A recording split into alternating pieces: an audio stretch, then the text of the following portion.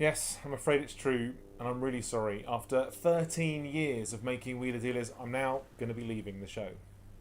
Ninguém esperava por isto. Um dia, estava a puxar cuidadosamente um velho Porsche para dentro da oficina.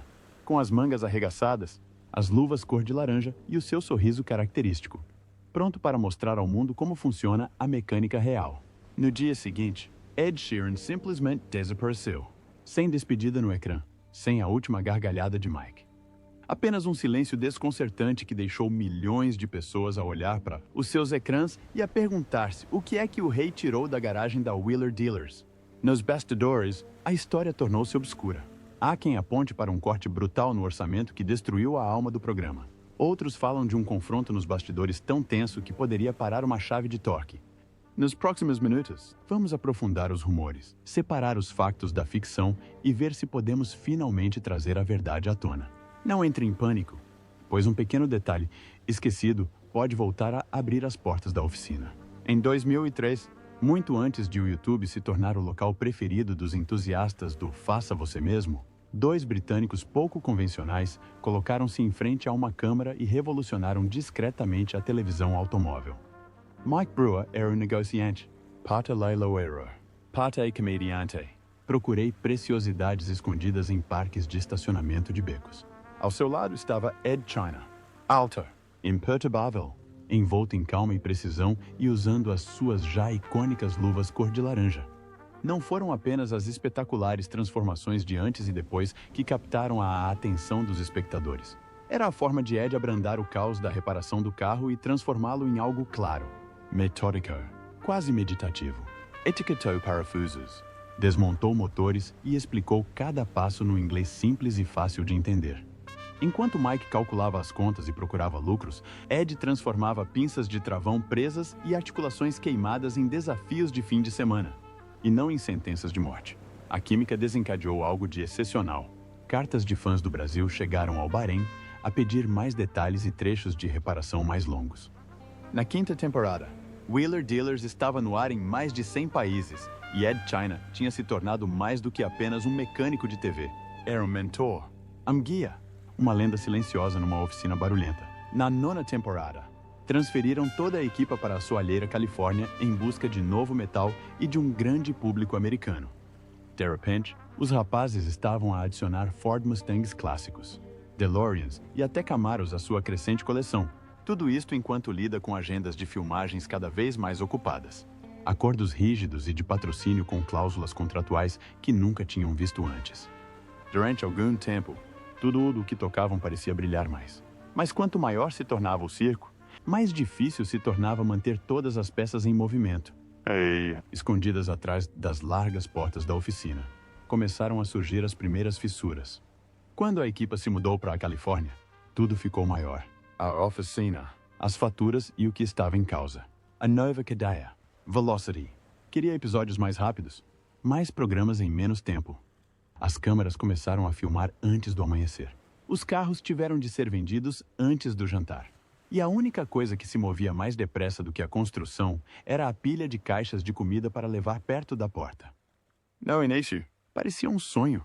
A oficina era enorme. Os elevadores brilhavam e havia carros desportivos em cada canto. Havia caixas de ferramentas mais altas do que a maioria das pessoas, e um orçamento aparentemente infinito para peças. Mas o sonho veio com regras. Os produtores andavam pelo set com cronômetros e guiões. Uma reparação que antes demorava 10 minutos de ecrã era agora vista em 30 segundos. Uma desmontagem completa do motor foi reduzida a 5 planos rápidos e uma narração. O Ed foi o primeiro a notar a mudança. Ele adorava ensinar. Cada corte era como arrancar páginas do seu livro de instruções. Pediu, até implorou, por mais tempo para reparações. Mike tentou agradar a ambas as partes.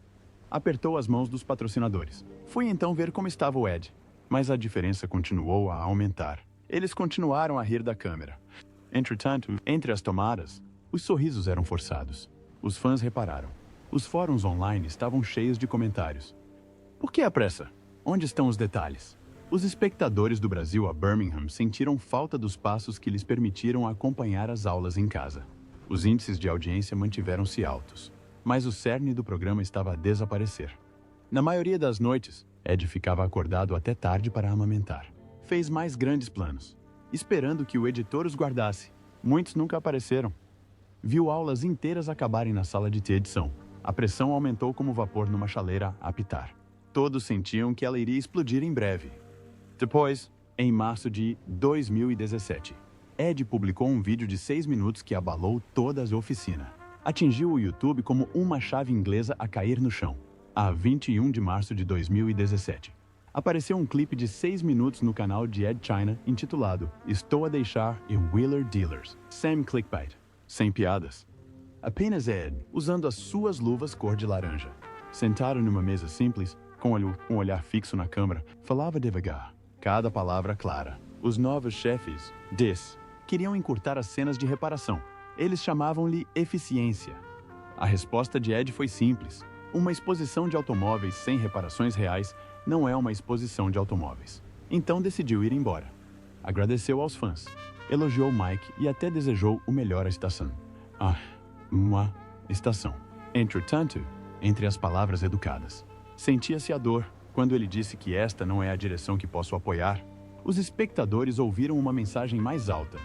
O coração do programa estava a ser destruído em nome da velocidade. Numa hora, os comentários multiplicaram-se. As publicações dispararam em fóruns, grupos do Facebook e blogs de automóveis. À hora de almoço, a notícia já estava nas páginas de notícias automobilísticas. À hora do jantar, o assunto já era tendência no Twitter. As pessoas estavam a recortar citações, a marcar capturas de ecrã e a procurar pistas ocultas. Alguns aplaudiram Ed por persistir na sua arte. Outros perguntavam-se por que razão Mike não tinha lutado mais. O balcão de marcações girava como uma agulha. 1 milhão. 2, 5. Os repórteres ligaram para Ed e Mike para comentar. A cadeia emitiu um breve comunicado. O programa continua forte. Não parecia convincente. O vídeo de Ed terminou com um sorriso forçado. Continue a criar. Continue a consultar. Até breve. Disse para a câmera. Ele acenou com a mão. A tela ficou preta. A internet estava cheia de teorias. Os fãs pensavam que sabiam a verdade. Mas o choque foi apenas a primeira onda. Depois veio a tempestade e a primeira vítima foi Mike Brewer. A reação contra Mike Brewer foi como um tijolo contra um para-brisas. Poucas horas depois do vídeo de Ed, as mensagens furiosas acumularam-se em todas as plataformas. Alguns fãs chamaram Brewer de vendido, dizendo que ele deixou o programa perder a alma. Outros proferiram palavras mais duras, ameaças sombrias que nada tinham a ver com carros enferrujados ou com fugas de juntas. Mike tentou acalmar as coisas, tweetando que amava Ed como um irmão e implorou à estação para manter as longas cenas de reparação. Não adiantou. A avalanche continuou a crescer. Logo, a raiva transbordou para a vida real. A caixa de entrada de Mike estava cheia de mensagens de ódio. Um deles avisou que alguém viria visitá-lo à sua casa. Outro colocou a sua filha, adolescente, em apuros. Chocado, Mike chamou a polícia, que abriu um processo e lhe disse para ter cuidado. Mais tarde, disse que a tensão quase o destruiu. Até o Ed se manifestou, publicando que ninguém deveria ameaçar o Mike e pedindo às pessoas para se acalmarem. Mas na internet, uma faísca pode provocar um incêndio, e este estava a arder. Os patrocinadores ficaram nervosos. Uma marca de pneus retirou um anúncio planeado. A cadeia divulgou um comunicado de imprensa mais longo, afirmando que a Wheeler Dealers evoluiria sem perder a sua essência. Anunciaram um novo mecânico, Ant Anstead, conhecido pelo seu charme atrevido e perspicácia. Alguns espectadores aplaudiram, curiosos por ver sangue novo. Outros gritaram que era substituível e juraram que deixariam de ver o programa para sempre. No entanto, mesmo no meio do barulho, muitos fãs mantiveram um olho em Mike e outro em Ed, esperando que a dupla pudesse resolver as coisas. Por enquanto, porém, a separação parecia definitiva. E enquanto Mike se preparava para o seu primeiro episódio sem Ed, o novato Ant estava prestes a descobrir o quão duros os holofotes podem ser. Quando a agitação abrandou, as câmeras continuaram a filmar, só que com um novo rosto entre as ferramentas. Ant Anstead, um ex-polícia que se tornou construtor de automóveis. Entrou na oficina com um sorriso quase tão largo como o alcance de Ed. Era rápido com uma piada e ainda mais rápido com a chave de impacto. A rede esperava que a sua energia reconquistasse corações. O primeiro episódio com Ant começou com um Mustang azul brilhante. Desmond Toru trocou a caixa de velocidades em tempo recorde e pulverizou tinta como se estivesse a cobrir um bolo. Os espectadores que queriam pura ação adoraram. Mas a velha guarda, os fãs a tomar nota, carregaram na pausa e franziram o sobrolho. Onde está a explicação passo a passo? Perguntaram nos comentários. Como alinhou a embreagem? O ensino passo a passo era ainda curto e nenhum novo encanto conseguia esconder as páginas que faltavam. Ant tentou preencher a lacuna. Entre as tomadas, gravou clipes adicionais detalhando os trabalhos mais complicados e depois esforçou-se para os publicar online. Alguns chegaram ao YouTube. A maioria deles ficou num disco rígido. As classificações permaneceram estáveis. Mas os fãs ficaram divididos. Aqueles que ficaram felizes com as emoções rápidas e aqueles que ainda achavam que o programa tinha perdido a sua essência. Mike fez o melhor que pôde para dirigir a nova dupla. Elogiou as capacidades de Ant, sugeriu projetos mais ambiciosos e prometeu mais profundidade da próxima vez. No entanto, todas as publicações nas redes sociais tinham a mesma sombra. Tragam o Ed de volta. Ant brincou dizendo que ele era o mecânico mais amado e odiado da televisão, fora das câmeras. A pressão pesava como um bloco B8 num banco rebatível.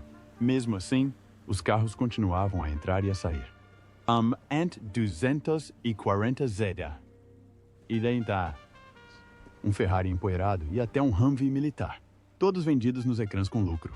Os números mostraram que o programa poderia sobreviver. Mas será que algum dia poderá voltar a ser o mesmo?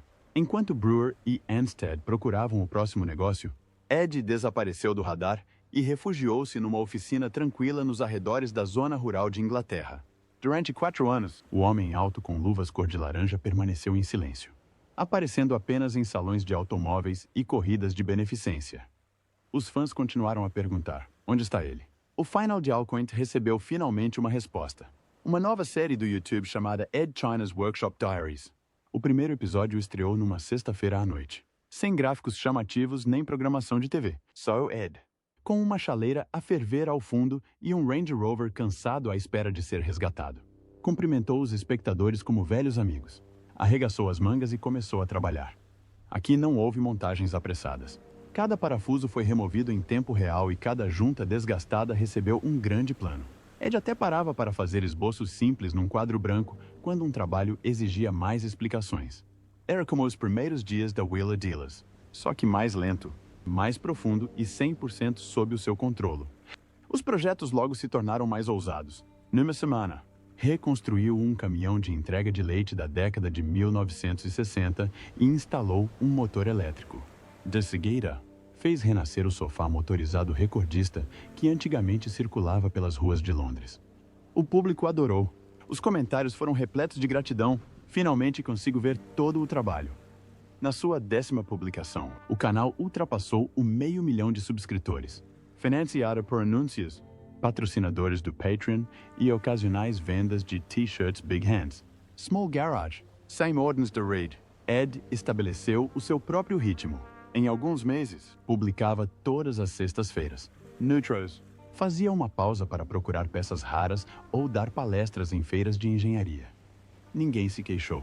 Sabiam que o próximo vídeo sairia quando o trabalho estivesse realmente concluído. Os patrocinadores bateram-lhe à porta, mas ele escolheu apenas as ferramentas que já utilizava. Se não está na minha caixa de ferramentas, não está no programa.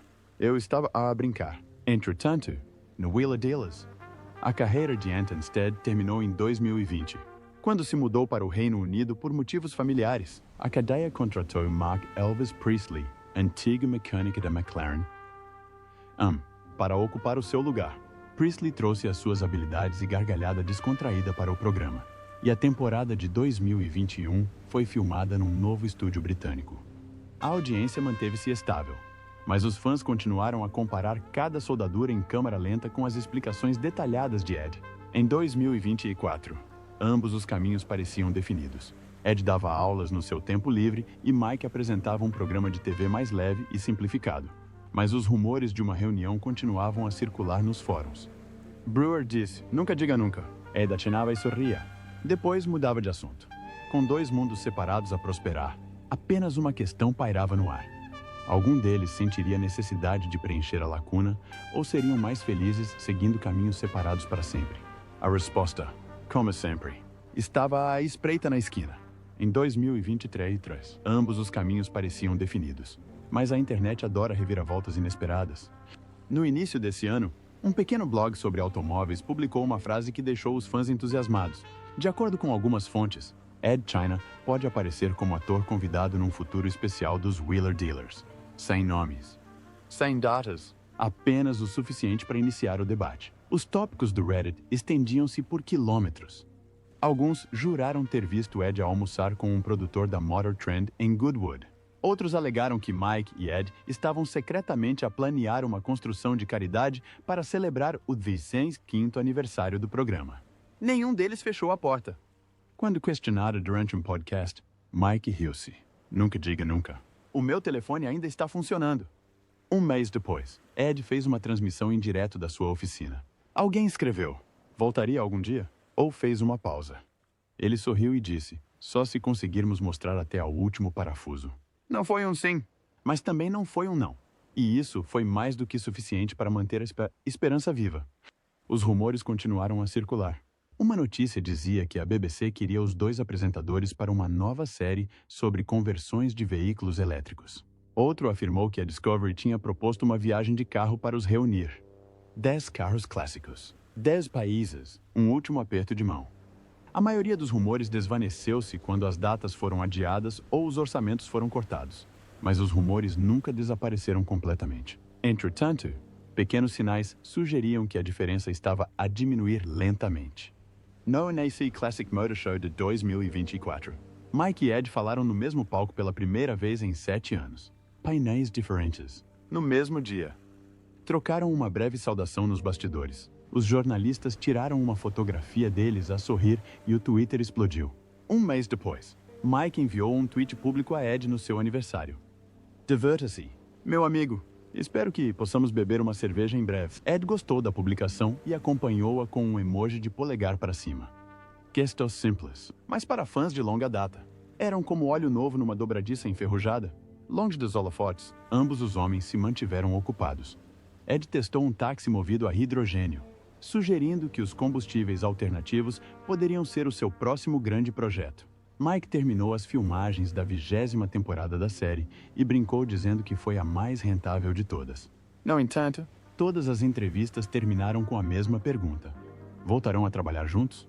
Ambos responderam com um encolher de ombros e um sorriso, deixando o mistério fazer o trabalho pesado. Para os espectadores, aquela porta aberta tornou-se o seu próprio combustível. Enquanto ninguém disse nunca, o sonho manteve-se vivo. E o mesmo aconteceu com as inúmeras teorias que circulavam nos fóruns e nas secções de comentários. Se a reunião se realizará no próximo ano, na próxima década ou nunca. Uma coisa é certa, a história de Ed China e Mike Brewer ainda não terminou. Está em ponto morto. Com o motor quente, à espera do próximo sinal verde. Durante mais de 20 anos, um programa simples sobre a compra e reparação de automóveis antigos conseguiu destacar um debate mais importante do que qualquer motor. Quanto consegue cortar antes que o seu coração pare de bater? Quando a Wheeler Dealers começou, cada raspagem de dedos e parafuso preso pareciam sinceros, porque não havia nada escondido por trás de edições inteligentes ou exigências de patrocinadores. Os espectadores aprenderam, tentaram e muitas vezes falharam juntamente com Ed e Mike, e isso tornou as vitórias ainda mais doces. A separação de 2017 provou que a honestidade tem um preço. Ed escolheu princípios em vez de um emprego estável na televisão, trocando as elevadas audiências por um controle total. Mike permaneceu, assumindo a responsabilidade de manter dezenas de membros da equipa e uma marca global. Ambas as decisões exigiram coragem. Ambas lhes custaram o sono. E os seus caminhos mostram duas verdades que podem coexistir. A televisão é um desporto de equipa baseado no compromisso, e o artesanato puro prospera quando ninguém está a controlar o tempo. O mais surpreendente é a reação do público. Em vez de irem embora, os adeptos foram para os dois lados. Alguns desejavam mudanças rápidas com Brewer. Outros gostavam de mergulhos profundos de 1 hora com Shayna. No mundo inundado de conteúdo, a lição é clara. Dê paixão às pessoas e elas irão encontrá-lo, independentemente da plataforma. O famoso aperto de mão algum dia regressará? Talvez. A história diz que o dinheiro reina, mas a confiança reina ainda mais. Se chegar o dia em que ambos os homens sentirem que o equilíbrio está correto, que o tempo necessário foi gasto em cada parafuso, que cada orçamento foi respeitado, aquelas lâmpadas brilhantes na oficina poderão ser acesas novamente. Até lá, continuam duas versões do mesmo sonho. Um procura o lucro no horário nobre. O outro procura a perfeição num vídeo longo após o outro. E isto deixa-nos com a pergunta final à entrada da sua casa. Qual o caminho que escolheria? Mudanças rápidas, guias detalhados ou uma rara fusão de ambos? Porque a próxima reviravolta nesta história pode depender do que decidir assistir a seguir. Desde uma pequena garagem em Londres a estúdios espalhados pelo mundo, Ed Tina e Mike Brewer provaram que o metal empoeirado pode despertar grandes sonhos. A separação provou que a paixão e o lucro nem sempre andam de mãos dadas. No entanto, ambos os caminhos ainda levam a grandes histórias. Uma contada em clipes rápidos de televisão. A outra, em longas aulas online. Talvez esses caminhos se voltem a cruzar. Talvez fossem mais felizes separados. No final. Tudo pode resumir-se a que caminho os fãs mais torcem. O que acha? Conte-nos nos comentários.